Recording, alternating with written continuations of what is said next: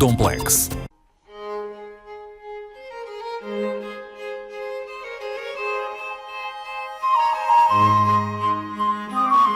Museu Francisco Tavares Proença Júnior, Castelo Branco. Expressão singular do bordado português, o bordado das colchas de Castelo Branco tem uma história de pelo menos 3 séculos que se cruza, imagine, aqui na beira interior, com a história da expansão marítima.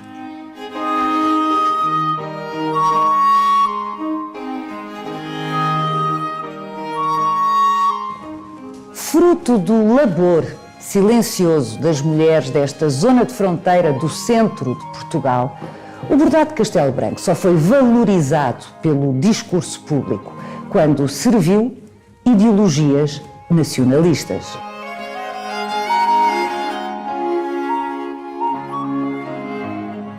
Hoje é reconhecido que o bordado de Castelo Branco é uma expressão cultural relevante e que merece uma abordagem histórica rigorosa.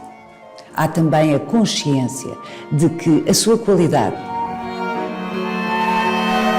a sua beleza excepcional, podem ser passaportes para mercados internacionais.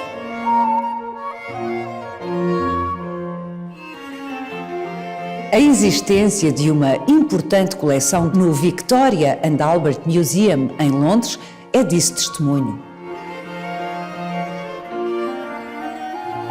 Vai querer saber mais? Venha connosco nesta visita guiada.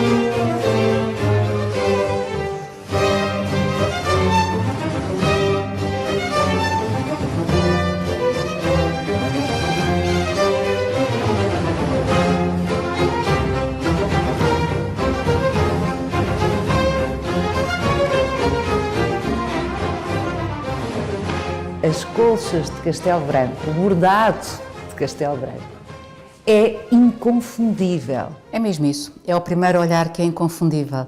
Porquê? Porque trata a figuração humana de uma forma própria, a figuração animal tem as mesmas soluções muito próprias e também os elementos vegetalistas. As figuras humanas apresentam um vestuário usualmente identificável, sobretudo nos homens, com as casacas do 18, que são casacas que obrigam, pelo seu próprio corte, a postura de peito aberto, direita, e a própria casaca tende a levantar atrás. É uma das formas de identificar a data. Certo, mas isso pensamos nós, que vivemos num mundo em que a moda muda todos os anos, já não se fala em moda, já se fala em estilos, não é? Para mim, habitante do século XX, XXI, deste mundo da moda, é óbvio que a primeira coisa que eu fosse fazer numa peça era atualizar o modelo de vestuário. Ou seja, mas será que era a preocupação deles?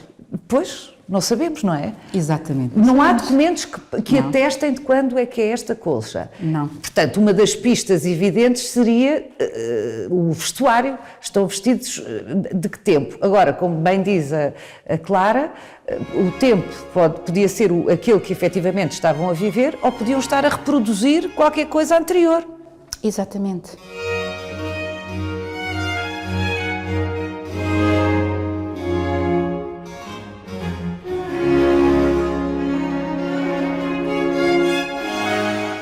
para perceber, para compreender, para apreciar, fruir de uma peça destas, ela tem que estar vertical, como nós aqui as vemos. É só assim que nós podemos perceber este bordado na sua totalidade. Se ela era exatamente uma coberta de cama ou não, pode ter tido as duas funções, até eventualmente em momentos diferentes, dependendo do valor que se dá mais ou menos à peça, não sei, mas é só com a verticalidade que nós conseguimos apreciar a totalidade da composição. Vamos ver ali o pássaro, que é outro dos temas recorrentes. O pássaro aparece muitas vezes com este formato semitubular, de corpo arqueado. Usualmente a cabeça está virada para trás, não quer dizer que ele também não esteja virado para a frente, mas é mais raro aparecer. É um pássaro simples, esta figuração, esta representação do pássaro é uma solução de um pássaro único. O caule, que muitas vezes cruza a figura do pássaro, não é? A flor que atravessa a zona central, para lá do preenchimento com flores a toda a volta do medalhão central, aquele caule que atravessa é sistemático, ou pelo menos é muito frequente, não é? É a tal marcação da verticalidade que eu lhe dizia. Neste caso, a verticalidade é toda ela feita de baixo para cima. Há peças em que a orientação do ramo ou do elemento que estiver a ser usado é invertido, e mais uma vez reforçando a condução do olhar para o centro. Tudo conduz o olhar para o centro. Aquele é outro tipo de imagem recorrente na colcha de Castelo Branco, a ave bicéfala. Há algumas impressionantes. É uma águia bicéfala muito bonita, tem um corpo de forma de cálice e depois os dois pescoços fazem aquela contracurva lindíssima que tem resposta na curva das asas. As patas em ângulo reto, não sei se está a reparar, remete um bocadinho para a representação da águia heráldica, quando a águia bicéfala é representada com uma função de heráldica, e depois a cauda aberta em leque.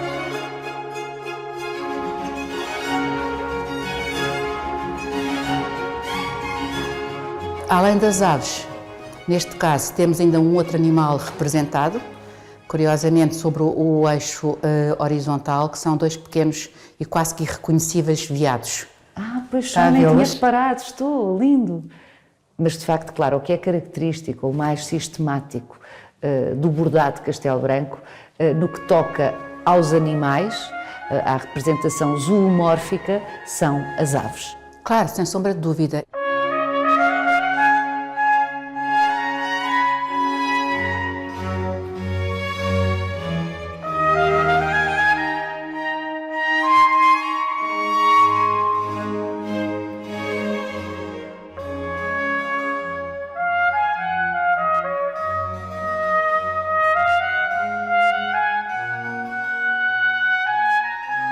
Clara, este é um dos meus temas favoritos, a árvore da vida.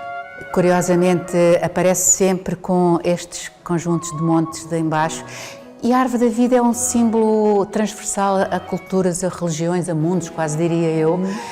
A ligação à terra-mãe, ao centro, é de facto fascinante.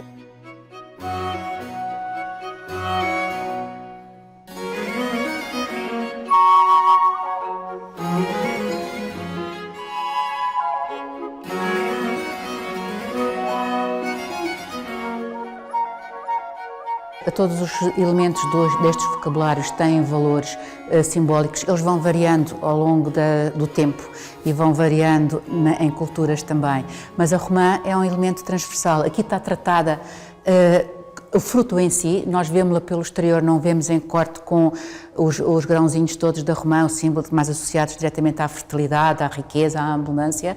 Ela marca aqui assim presença no centro quase da colcha, e temos também animais, passarinhos, usualmente aqui representados. Temos o grande pássaro no centro, mais uma vez reforçando toda esta verticalidade que nos é dada pelo tronco que irrompe dos montes da terra.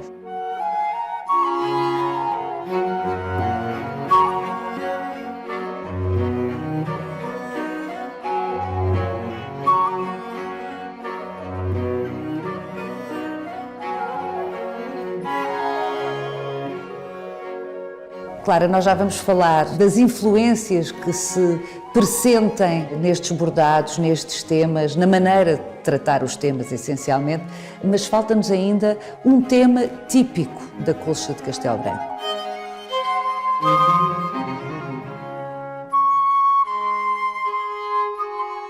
Aqui está a colcha com uma jarra florida, com um ramo de flores a sair, a albarrada, como é usualmente designada, com o seu pé, o bojo da peça, cerâmica que inspirou esta, e depois o bocal de onde sai este ramo vegetalista com flores, grandes flores, aqui assim os cravos, quase um tratamento de um elemento quase solar.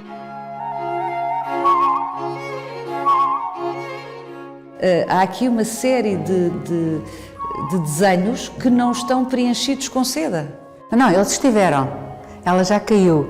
A seda caiu. A seda caiu. Se observar este fio com cuidado, verá que é um fio sem torção, ou seja, a seda não foi reforçada, não foi torcida, e qualquer fricção a faz, enfim, a enfranquece e depois leva mesmo a cair. Essa é uma das primeiras razões do fio cair. A outra razão, a arte de tingir não é uma arte fácil, o saber parar o processo da cor é uma arte, é um conhecimento, e quando isso não se faz, a cor continua a evoluir e pode queimar o próprio fio, e temos assim, muitas situações dessas. Isso permite-nos ver como é que era construída as peças, como é que o desenho era lançado. Não há colcha de Castelo Branco onde não exista o desenho prévio, nós vemos lá sempre marcado.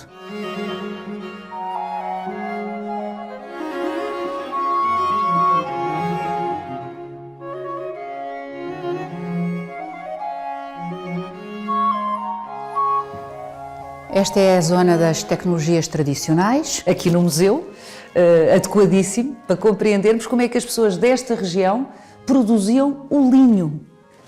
O linho existia por todo o país, praticamente, e era algo que as pessoas precisavam de fazer para ter os materiais têxteis para confeccionar, fossem as roupas de casa, fossem as roupas de vestir, o que fosse. É, portanto, uma atividade que está intimamente ligada à economia doméstica. Estas fotografias, obviamente, são já do século XX, mas esta técnica de produção do linho é secular, multissecular.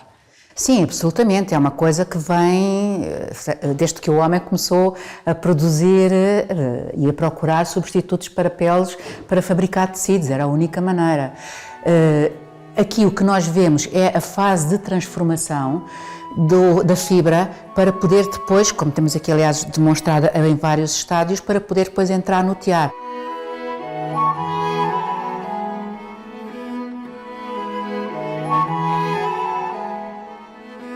Mas e a seda, Clara? A seda existiu sempre aqui na Península Ibérica e em Portugal, sobretudo mais nas zonas do interior.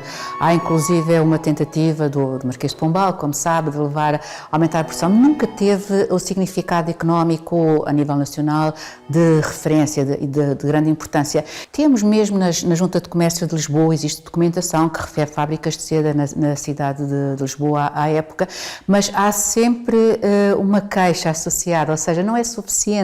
Não é suficientemente bom, ou seja, de facto a produção nacional nunca foi capaz de abastecer e resolver os problemas de necessidade de consumo, seja de seda, seja para tecido de seda, seja de fio de seda para bordar. O que explica a opção pelo ponto dito de Castelo Branco, hoje em dia já se chama ponto de Castelo Branco. O ponto de Castelo Branco apenas existe do lado direito, do avesso não existe, ou seja, a agulha sai num determinado ponto e entra logo a seguir, ou seja, não vem por baixo de todo o motivo que se está a preencher. Ou seja, poupa-se a seda. Exatamente, poupa-se a seda o máximo possível, e às vezes não é só nisso, é na forma como algumas das colchas ditas mais simples, mas que se vê, e eu acho que mais uma vez reforça a característica do bordado de Castelo Branco, o empenhamento de quem bordou ao aplicar a seda da forma mais económica possível, de forma a que ela faça o seu trabalho, que é preencher o motivo, decorar e torná-lo visível e bonito, mas também chegue para toda a colcha. E talvez isso também explique algumas assimetrias que vamos notando nas cores. Não temos falado muito de cores, mas elas existem no bordado de Castelo Branco, e volta e meia verificamos que falta uma cor num cantinho, não chegou até lá. E é outra cor que entra. Esta é a minha explicação, pode haver outras teorias, outras interpretações, como é óbvio, mas a questão da poupança está associada diretamente à opção pelo ponto de Bolonha, ao ponto de Castelo Branco, e a forma como ele é usado parcimoniosamente, às vezes não tão denso como provavelmente a bordadora gostaria, também se pode explicar pela escassez da produção.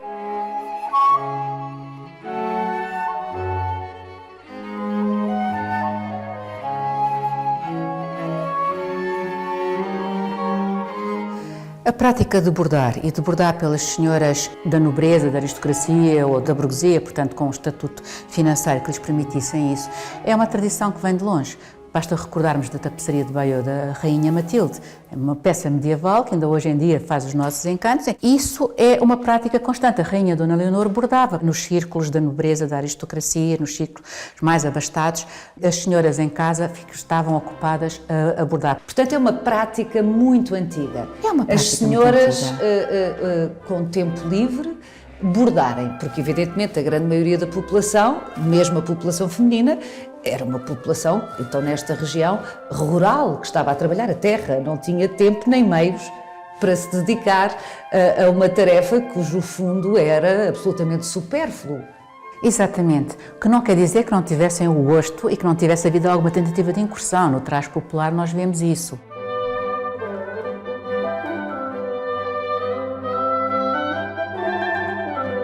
O Bordado de Castelo Branco merecia um projeto de investigação liderado pelas universidades e que se baseie sobretudo nesta grande recolha de colchas que o museu tem estado a vir fazer. Acho que um projeto deveria assentar nessa base de recolha de peças, de estudar, documentar e de investigar as várias pistas documentais ou físicas, no caso da peça em si, para conseguirmos perceber como é que ela se inscreve no tempo e nas culturas com que lidamos também.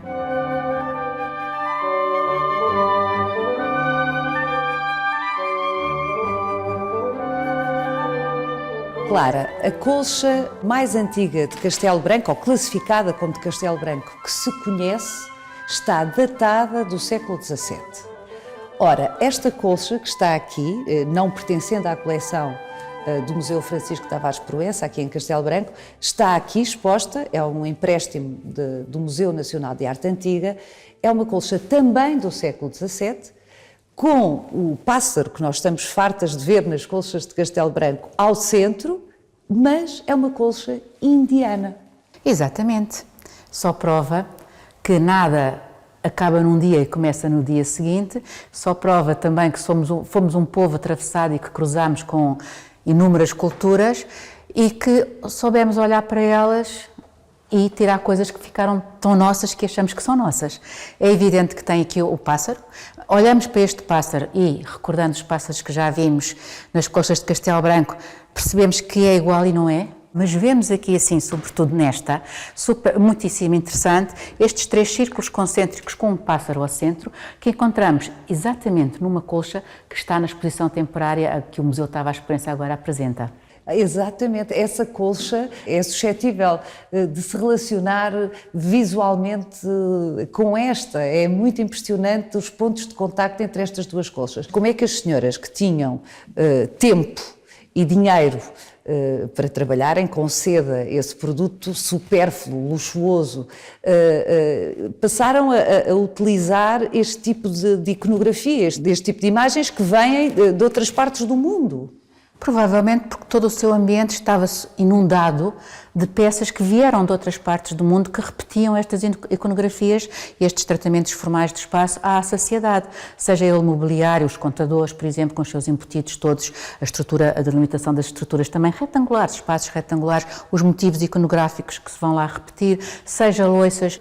Há outras coisas que reforçam este olhar, que reforçam este gosto, que se vai incorporando e que, ou porque é exótico, porque é novo, ou simplesmente porque é bonito, vai ser motivo suficiente para fazer com que elas tomem a ação, a decisão de produzir, as colchas de Castelo Branco como conhecemos, mas é de facto uma submersão, há uma inundação, podemos dizer, nas casas portuguesas, nas casas obviamente da aristocracia, de peças que vêm do mundo oriental, peças de todos os géneros, as louças, as cerâmicas, os e textas tapetes, também, como é o caso desta, não é? Exato, colchas, etc. Vem tudo vem, tudo é ao gosto de lá, vai-se mandar... Vem da Índia, vem da China, vem da Pérsia, vem de muitas paragens. Encomenda-se um serviço de louça à China e Exatamente. vem com o brasão, mas também com uma moldura decorativa, de onde se calhar vão também nascer inspirações. Portanto, o olhar é muito transversal e eu penso que é essa riqueza, essa abundância, esse o ver, que leva a aceitar e a incorporar estes motivos e a tratá-los como seus.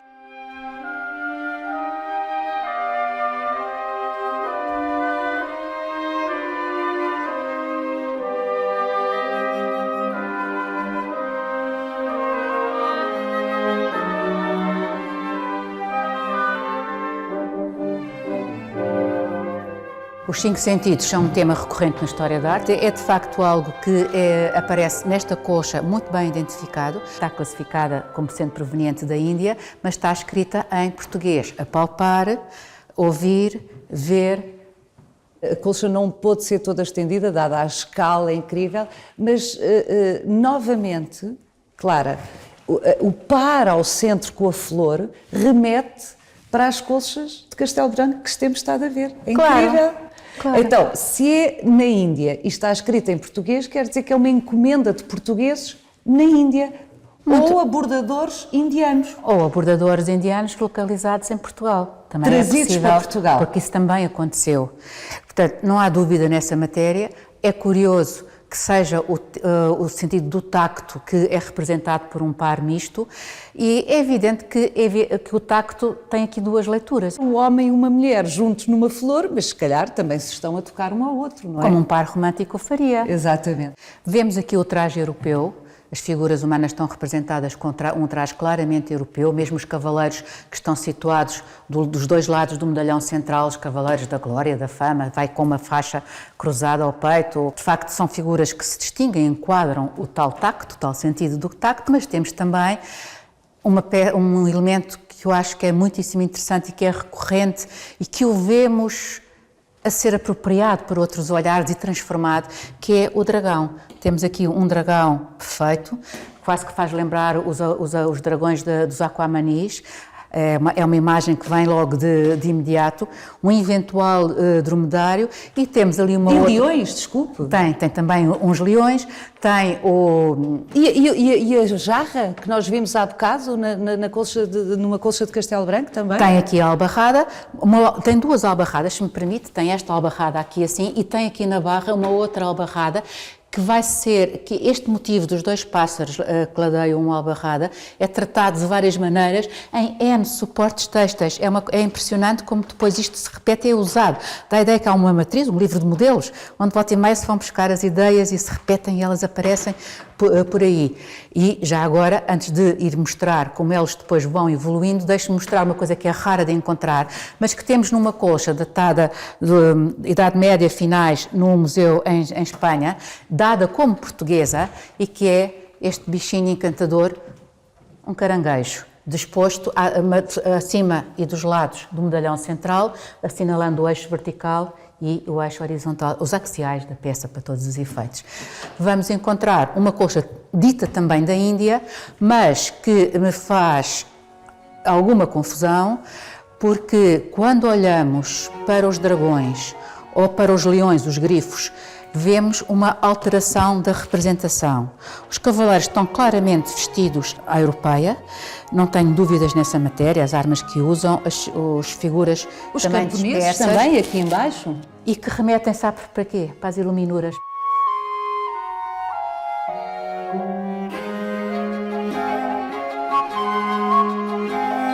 Isto aqui é a representação das fusões culturais que o movimento da expansão propiciou ao mundo. Um sincretismo total. Um sincretismo total, é incrível. E cá estão os pássaros bicéfalos outra vez. Exatamente. Que aparecem recorrentemente na tal bissetriz. Exatamente. Mais uma vez, mas que depois nas colchas de Castelo Branco são também chamados ao elemento central.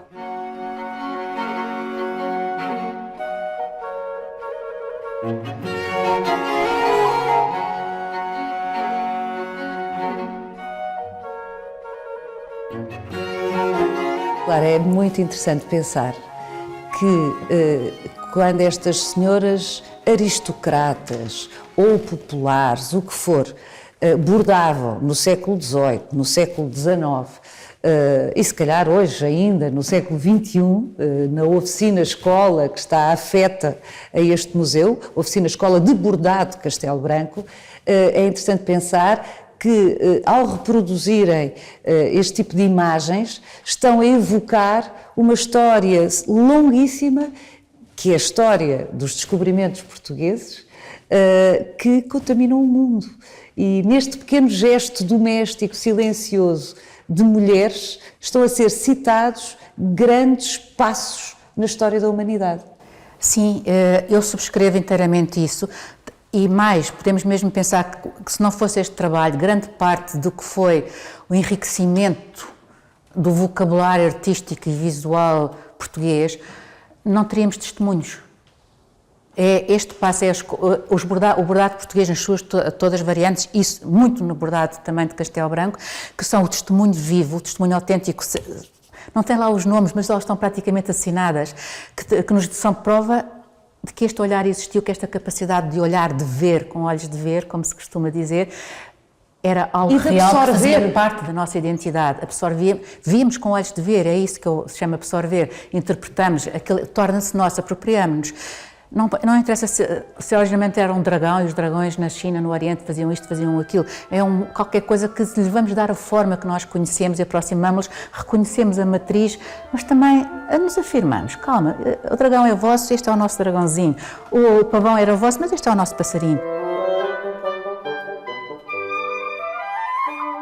Clara, vamos terminar esta nossa conversa aqui na oficina de conservação e restauro do Museu Francisco Tavares Proença Júnior, em Castelo Branco, e estamos aqui ao pé de um bordado que nos conta outra história. É finalmente uma peça documentada. Está documentado porquê? Porque é 1978, é a contemporaneidade. Eu devo confessar que durante muito tempo achei que era uma criação da Dona Purificação Carneiro. Estes desenhos vinham no lote de desenhos que a oficina-escola aqui do museu herdou, e eu achei sempre com os 3 cavaleiros, um cavaleiro africano e 2 europeus, eu achei que era invenção.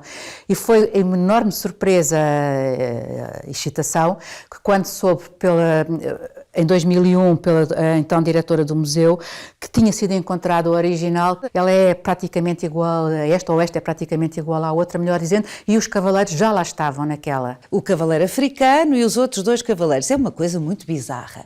O que nos conduz aqui a uma questão para terminar, Clara Vaz Pinto. O bordado de Castelo Branco foi finalmente certificado. Isso é bom. Claro que sim. Isso é fundamental mesmo para que este bordado, na sua vertente tradicional, continue, se afirme, continue a satisfazer o gosto de olhar para ele, de o ter, porque, enfim, a produção hoje em dia destina-se claramente ao mercado, portanto, a pessoa ter o gosto, o prazer de ter uma peça destas em sua casa, mas também nos lança uma outra pergunta. Não vai haver colchas do século XX, não em data de fabrico, mas em gosto? Ou seja, vamos ser capazes de produzir um desenho novo, mas que se reconheça como de Castelo Branco? Ou isto é, de facto, uma arte tradicional fechada em termos da sua gramática decorativa? Em termos dos produtos, dos materiais que usa. Acho que vale a pena refletir sobre isso e sem preconceitos. Eu acho que o bordado de Castelo Branco, por ter atravessado séculos, até ser redescoberto no virado do 19 para o 20, merece, pelo menos, que se faça essa reflexão.